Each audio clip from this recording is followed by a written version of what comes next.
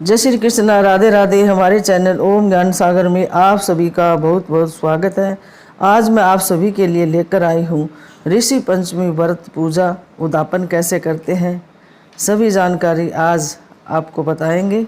ऋषि पंचमी व्रत के उद्यापन की पूरी जानकारी आज आपको बताएंगे। ऋषि पंचमी का महत्व हिंदू धर्म में बहुत अधिक माना जाता है। दोषों से मुक्त होने के लिए इस व्रत का पालन किया जाता है। तो आइए जानते हैं उद्यापन विधि के बारे में। मैं हूँ रीना शर्मा। हमारे चैनल ओम ज्ञान सागर की ओर से आप सभी को ऋषि पंचमी की हार्दिक शुभकामनाएं।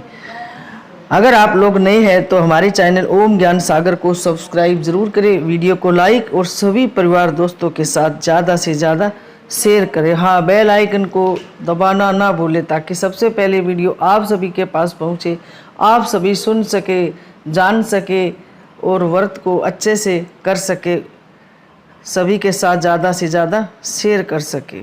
तो चलते हैं, ज़्यादा वक्त न लेते हुए वीडियो शुरू करते हैं। ऋषि पंचमी एक व्रत है जिसे शपथ ऋषि की पूजा की जाती है। हिंदू धर्म में माहवारी के समय बहुत से नियम कायदों को माना जाता है। अगर गलतीवश इस समय कोई भूल चूक हो जाती है तो महिलाओं को दोष मुक्त करने के लिए यह व्रत का पालन जरूर करना चाहिए। यह व्रत भाद्रपद की शुक्ल पक्ष की पंचमी तिथि को किया जाता है। यह व्रत अगस्त अथवा सितंबर माह में आता है।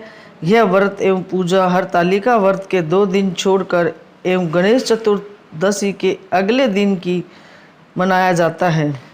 ऋषि पंचमी की पूजा मुहूर्त 1 सितंबर 11:05 से लेकर 13:36 तक का शुभ मुहूर्त। ऋषि पंचमी व्रत 1 सितंबर 2022 को मनाया जाएगा। माहवारी दोष के निवारण हेतु प्रतिवर्ष इस वर्ष का पालन महिलाओं द्वारा किया जाता है। हिंदू धर्म में पवित्रता का बहुत अधिक महत्व माना जाता है। महिलाओं के मासिक के समय से सबसे अधिक अपवित्र मानी जाती है। ऐसे में उन्हें कई नियमों का पालन करने को कहा जाता है, लेकिन इसके बावजूद उनसे जाने अनजाने में कोई गलती या चूक हो जाती है, जिस कारण महिलाएं सप्तऋषि की पूजा कर अपने दोषों का निवारण करती है। इस व्रत के ब्रह्मा जी ने इस व्रत को पापों से दूर करने वाला व्रत कहा है। इसको करने से महिलाएं दोष मुक्त होती है और सभी प्रकार के पाप कष्ट दूर होते हैं। अब बात करते हैं ऋषि पंचमी व्रत पूजा विधि।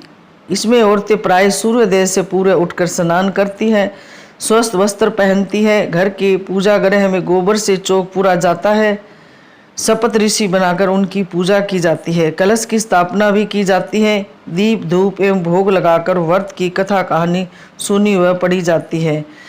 इस दिन कई महिलाएं हल्का बोया अनाज नहीं खाती। इसमें पसई धान के चावल खाए जाते हैं। माहवारी के चले जाने पर इस व्रत का उद्यापन किया जाता है। स्त्रियों में माहवारी का समय समाप्त होने पर ही अर्थात वृद्धावस्था में उद्यापन किया जाता है। ऋषि पंचमी व्रत के उद्यापन की विधि पूर्वक पूजा कर इस दिन ब्राह्मणों को भोजन कराया जाता है। 7 ब्राह्मणों को या 7 ब्राह्मण ब्राह्मणी जोड़े से बुलाकर जिमाए जाते हैं। शपथ ऋषि का रूप मानकर उन्हें दान दक्षिणा दिया जाता है। अपनी श्रद्धा अनुसार दान का विधान है।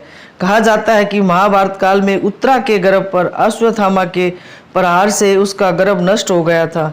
इस कारण उत्तरा द्वारा इस व्रत को किया गया, जिसके बाद उनका गर्भ पुनः जीवित हो गया और हस्तिनापुर का राजा परीक्षित के रूप में उत्तराधिकारी मिला। राजा परीक्षित अभिमन्यु और उत्तरा के पुत्र थे।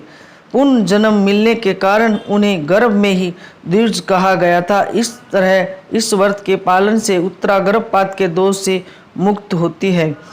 इस प्रकार दोषों की मुक्ति के साथ साथ संतान प्राप्ति एवं सुख सुविधाओं की प्राप्ति सौभाग्य के लिए भी इस व्रत का पालन किया जाता है। इस व्रत का महत्व जानने के बाद सभी स्त्रियों को इस व्रत का पालन जरूर करना चाहिए। यह व्रत जीवन की दुर्गति को समाप्त कर पाप मुक्ति जीवन देता है। आपको यह व्रत जरूर करना चाहिए। 7 ऋषियों की मूर्तियां स्थापित करें, देवी अरुंधति भी स्थापित करें, पंचामृत स्नान कराए, चंदन लेप धूप ज्योत आदि अर्पण करे, सफ़ेद कपड़े धारण कर मंत्र का जाप करे, तत्पश्चात ऋषि पंचमी की कथा कहानी सुने। माना जाता है कि उद्यापन के बिना अधूरा होता है ऋषि पंचमी का व्रत, इसलिए उद्यापन जरूर करना चाहिए।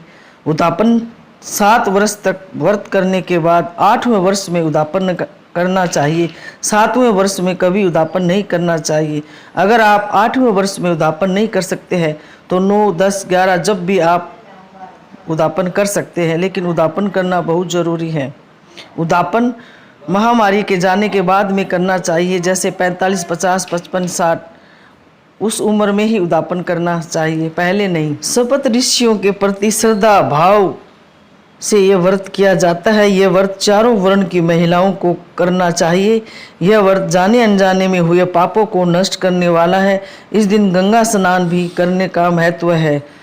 लगातार 7 वर्ष तक ऋषि पंचमी के दिन व्रत रखकर 8वें वर्ष में 7 सोने की मूर्ति या चांदी की, पीतल की, अष्ट धातु जो भी अपनी श्रद्धा अनुसार बनवाकर एवं उनका पूजन कर 7 गोदान तथा 7 युक्त ब्राह्मणों को भोजन कराकर समस्त ऋषियों की प्रतिमाओं का विसर्जन करना चाहिए और दान दक्षिणा देकर आशीर्वाद लेना चाहिए। माना जाता है कि यदि कोई भी स्त्री शुद्ध मन से इस व्रत को करे तो उसके सारे पाप नष्ट हो सकते हैं और अगले जन्म में उसे सौभाग्य की प्राप्ति होती है। साथ ही आपको यह व्रत उद्यापन करके ही छोड़ना चाहिए, जिससे आप पाप की भागीदार न बन सके। ऋषि पंचमी व्रत के उद्यापन की विधि किसी ब्राह्मण से करा सकती है या फिर आप स्वयं खुद कर सकती है। ब्राह्मणों को भोजन कराने के बाद दक्षिणा देकर उनका आशीर्वाद जरूर ले।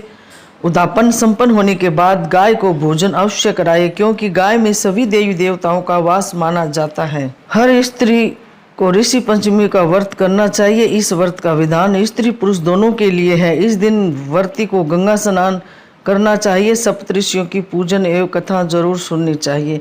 समस्त पापों से मुक्त करने वाला माना जाता है। यह व्रत सभी के पाप कष्ट दूर करता है।